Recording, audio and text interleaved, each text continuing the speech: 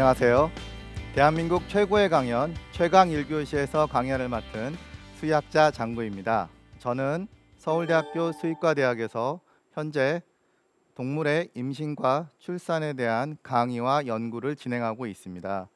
자, 오늘 강연에서는 이 실험동물에 의해서 우리 현대의학의 발전에 대해서 말씀드리도록 하겠습니다. 오늘 강연의 주제는 현대의학의 공로자 실험동물입니다.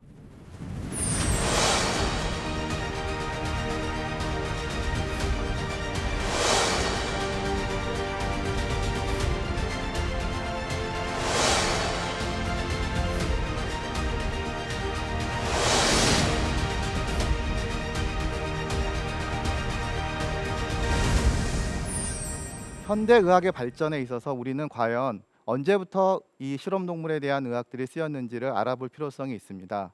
물론 제가 태어나기 이전 훨씬 전부터도 우리 인류는 다양한 동물을 통해서 정보를 얻고 그 정보를 활용을 해서 질병을 치료하고 예방을 해왔다는 걸 모든 사람들이 알고 있을 겁니다. 역사를 돌이켜보니 바로 아주 유명한 과학자 아리스토텔레스가 그때부터 벌써 동물을 해부해서 장기의 기능들을 밝히는 연구들을 시작했다고 되어 있고요. 외과 의사 갈레노스는 그때부터 본격적으로 돼지, 동물을 이용한 장기의 기능들을 수술에 이용하는 실험들을 적용했다는 기록들이 나오고 있습니다. 보시는 그림처럼 많은 옛날의 사람들이 동물을 대상으로 해서 해부를 하고 그 기능을 통해서 우리가 사람이 어떻게 살아가는지에 대해서 이해를 하고 있었습니다. 그리고 이런 놀라운 과학기술들의 발달로 인해서 현재 우리는 많은 질병들을 정복하고 안전한 세상에 살고 있습니다. 하지만 여러분들도 모두 다 아시는 것처럼 2020년 팬데믹, 이 코로나19 시대가 열리면서 우리는 이 현대의학의 새로운 도전을 맞이하고 있습니다. 어디서 나올지 모르는 이런 놀라운 바이러스의 진화와 우리 인류의 대응도를 보면은 우리 현대의학과 발전에 대해서 다시 한번 생각할 수밖에 없고요. 사람의 측면에서 보면은 이렇게 바이러스 질병들, 코로나 바이러스가 나와서 그렇지 동물에서는 그 이전에도 계속 팬데믹 질병들이 발생하고 있었던 건 사실입니다. 제가 일하고 있는 분야에서는 대표적으로 여러분들도 알고 있는 구제역, 조류독감, 광우병, 여러 질병들이 언제 어디서 나올지 모르게 계속 나오고 있어서 우리 동물들을 위협하고 있습니다. 비단 그런 질병들이 우리 동물들만 위협하는 게 아니라 나아가서 일부 동물 질병들은 사람에까지 전염되고 있습니다. 이제 우리 현대의학은 새롭게 도전을 맞이하고 있고 많은 의사와 과학자들 그리고 관련된 모든 사람들이 새로운 질병을 연구하고 통제하기 위해서 도전을 하고 있습니다. 현재 과학기술, 즉 분자생물학적 기술들이 개발되고 우리가 질병의 원인체를 빠른 속도로 이해하고 그것들을 규명하고 있습니다. 과거에 비해서 어떤 질병이 생겼을 때 우리는 그 질병을 이해한다는 게 상당히 쉬워졌습니다. 예전에는 원인을 모르고 죽었던 경우가 상당히 더 많았다고 할 수 있습니다. 하지만 지금은 어떤 질병이 발생을 하게 되면 병원에 가게 되면 검체를 얻게 되고 그 검체에서 이 분자생물학적 기술들을 활용을 해가지고 그 기술들의 어떤 병원성이 우리 동물을 혹은 사람을 아프게 하는지를 알게 됩니다. 그리고 이미 알려져 있는 정보를 바탕으로 해서 이거는 예를 들면 감기, 인플루엔자 바이러스다 라고 하면 그거에 맞는 약을 처방을 받고 우리는 치료를 받고 일상생활으로 복귀하고 있습니다. 하지만 코로나19처럼 이렇게 갑작스럽게 나오는 새로운 형태의 병원성을 가진 미생물체들이 있습니다. 그런 미생물체들이 나왔을 때는 이렇게 검체가 얻어지면 분자생물학적 기술들을 통해서 우리는 그 원인을 알기 위해서 많은 과학자들이 협동을 하여서 그 원인균을 규명해냅니다. 그리고 그 원인균이 규명되면 이거는 기존에 없던 것이거나 혹은 알 수 없는 것이기 때문에 그것들에 대한 약이 존재하고 있지 않습니다. 그 약은 치료제가 될 수도 있지만 또한 포함해서 백신이 될 수도 있겠죠. 그래서 지구상에 존재하지 않는 새로운 약이나 백신이 필요하게 되면 우리는 그걸 만들기 위해서 빠른 속도로 동물 실험을 해야 됩니다. 이렇게 동물 실험을 성공적으로 해서 그 망원경이 끝나게 되면 그 다음 단계로 실제 동물에서 그 약이나 백신이 효과가 있었다면 사람을 통한 임상 실험을 하게 되어 있습니다. 임상 실험을 통해서 안전성이 입증이 돼야 되고 그런 입증된 결과를 바탕으로 해서 국가 단위에서 그 약을 승인해주고 있습니다. 이렇게 질병의 원인과 이해를 하고 치료제를 개발하는 데 있어서는 기초 생물학적 연구부터 시작해서 동물 실험, 임상 실험, 승인이라는 과정을 걷고 있습니다. 보여드리는 것처럼 4단계로 짧은 단계라고 보일 수 있지만 이 하나의 단계가 이 과정들이 완료되기 위해서는 막대한 예산이 어떨 때는 수십조 원이 돈이 들어가기도 하고요. 그 예산을 돈을 투자하고도 우리는 약을 개발하지 못하는 경우도 있습니다. 하지만 이 과정들을 통해서 우리는 현재도 많은 약들을 개발해내고 새로운 치료제들을 통해서 질병들을 정복해 나가고 있습니다. 실험실 수준에서 기초 연구 개발들을 하고 있는데 거기는 무난하게 통과하지만 우리가 반드시 겪어야 할 것 중에 하나가 바로 동물 실험들입니다. 그래서 오늘 강연에서도 말씀드리는 것, 이 바로 실험 동물입니다. 이 동물 실험에서 그 약효나 치료제의 효과가 본능이 보이지 않는다면 우리가 개발하고자 하는 치료제들이나 백신들은 모두 무용지물이 돼서 없어지게 되어 있습니다. 우리가 동물 실험하면 과연 어떤 동물들이 있을까 하는 거죠. 우리는 많은 미디어에서 이 동물 실험에 대해서 노출이 되어 있는데 그 노출된 내용들을 보면 주로 여기 보이는 그림처럼 쥐나 토끼들이죠. 그래서 동물 실험의 대다수는 쥐와 토끼가 차지하고 있습니다. 특히 쥐는 임신 기간이 매우 짧습니다. 3주. 사람의 임신 기간은 40주죠. 단지 3주 만에 한 번에 평균 8마리에서 10마리씩 새끼를 낳고 있는 아주 빠른 속도의 번식 능력과 그리고 얘네들은 유전적으로 개체들 사이의 정보들이 매우 유사합니다. 그래서 어떤 약물을 테스트했을 때 유전체들의 정보들이 매우 비슷하기 때문에 보이는 약물에 대한 반응들이 매우 유사합니다. 그렇기 때문에 이에 대한 결과들이 매우 신뢰도가 높을 수 있죠. 그래서 현재도 우리가 많은 약들이나 치료제를 개발할 때는 첫 번째로 해당되는 동물들이 바로 쥐, 설치류 모델들을 이용해서 하고 있고 그 외에도 토끼, 소, 고양이, 개, 돼지 이런 여러 동물들이 저희 수의학에서 많은 분야에 대해서 연구들을 수행하고 있습니다. 우리가 그냥 동물 실험하면은 쥐나 토끼만 생각할 수도 있지만 여기 보시는 것처럼 예를 들면 개도 많이 보실 수 있었을 겁니다. 돼지도 굉장히 생각보다 동물 실험을 많이 합니다. 돼지는 그냥 우리한테 단순히 고기를 주는 동물 아닌가? 라고 생각할 수도 있죠. 하지만 이 돼지라는 동물들은 사람의 체중과 비슷합니다. 물론 먹는 돼지는 몸무게가 200kg에서 300kg 나가기 때문에 사람하고 체중이 비슷하지 않고요. 실험용으로 쓰는 돼지들은 미니어처 돼지라 그래서 몸무게가 약 60kg에서 80kg 내외로 실제 사람의 성인 체중과 매우 유사한 구조를 갖고 있습니다. 그렇기 때문에 이 돼지를 이용해서 이식 수술이라든지 장기라든지 하는 수술들을 많이 하고 있고 그걸 통해서 우리는 새로운 치료제 개발들을 하고 있습니다. 저도 여기에 있는 모든 동물들을 저는 수술을 다 해봤습니다. 쥐도 해보고 토끼도 해보고 심지어 말도 수술도 해보고 그 다음에 개, 돼지, 고양이 이런 수술을 해보면 동물마다의 그런 특징들이 있습니다. 피부의 두께, 지방의 느낌, 근육의 두께, 그 다음에 근육의 강도 이런 것들이 모두 다르기 때문에 이 동물의 특성에 맞고 그 동물들이 갖고 있는 고유의 장점을 갖고 있고 장점에 맞는 우리가 실험 동물을 하게 되어 있습니다. 이런 실험 동물을 통해서 얻어진 여러 사례들 중에 아주 중요하다고 생각하는 3가지 사례만 뽑아서 오늘 강연에서 설명을 드리도록 하겠습니다. 자, 백신입니다. 코로나19 시대에 우리는 이 백신의 필요성에 대해서 모두 체감하고 있고 우리나라는 이제 백신이 시작되게 되면서 마음의 안도를 어느 정도 놓고 있습니다. 자, 그럼 백신의 시작은 과연 언제 누구로부터 시작됐을까? 보시는 그림의 오른쪽에 계시는 제너드 에드워드라는 이 의사 과학자에 의해서 백신은 개발되었습니다. 당시에 1970년대에 전 세계를 휩쓸었던 천연두라는 무서운 바이러스 질병이 있었습니다.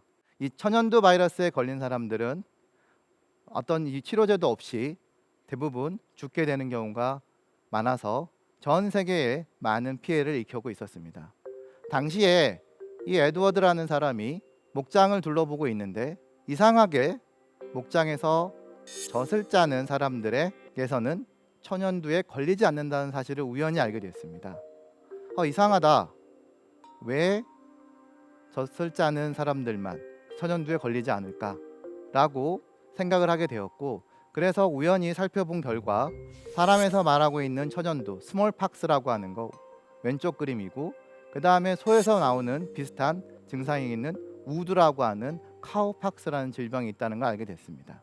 그래서 소에서는 이렇게 카우팍스라는 질병이 많이 있는 질병들인데, 이 카우팍스를 만지는, 즉 젖을 짜는 사람들 대부분이 그 당시에는 여성이었다고 합니다.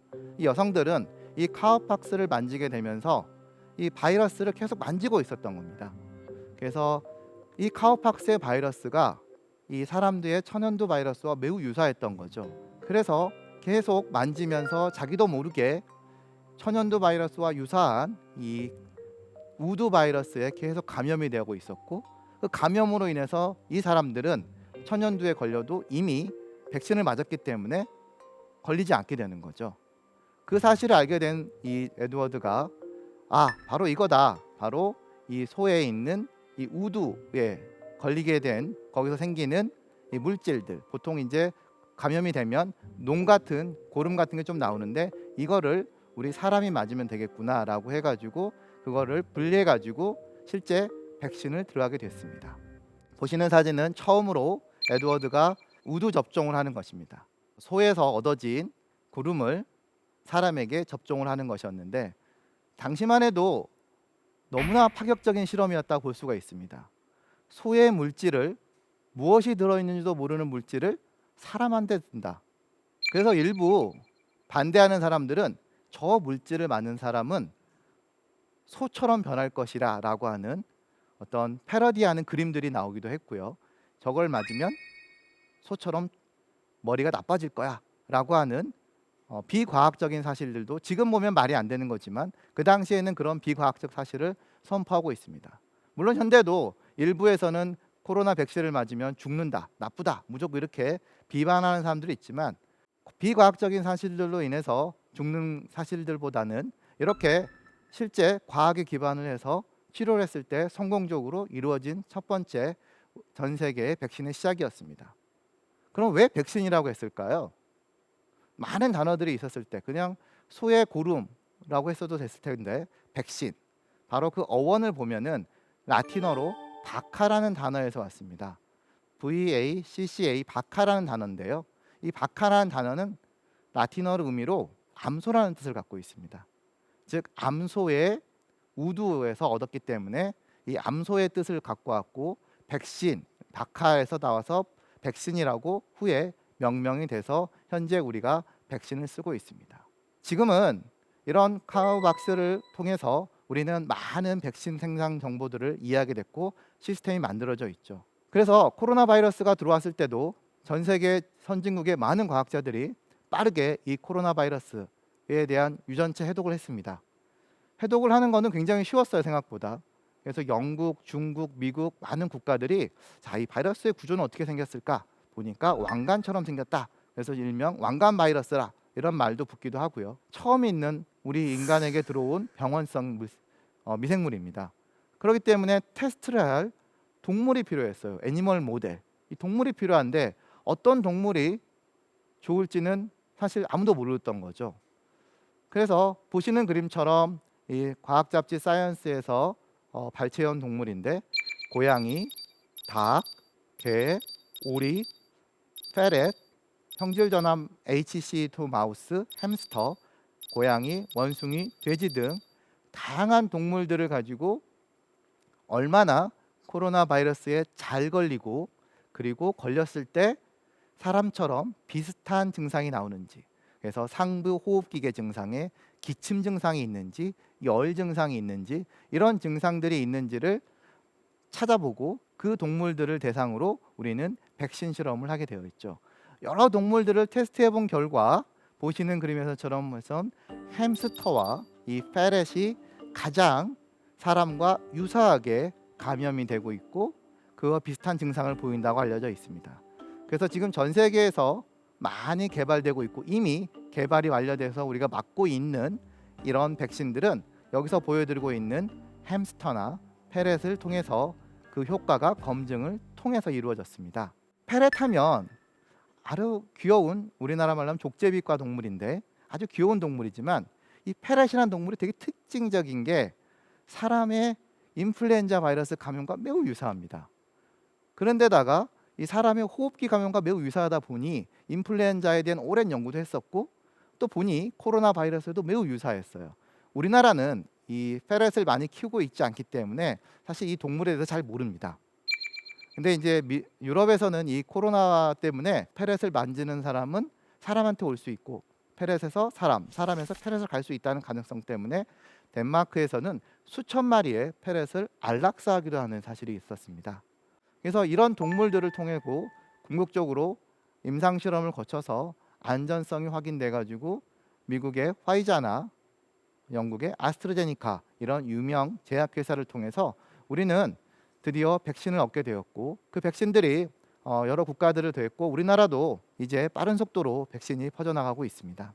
이렇게 소에서 시작된 백신의 연구가 빠른 속도로 개발이 되고 사람에게 적용될 수 있었던 것처럼 개에서도 다양한 백신들이 개발돼서 확립되어 있습니다. 개는 인류의 가장 친한 친구입니다.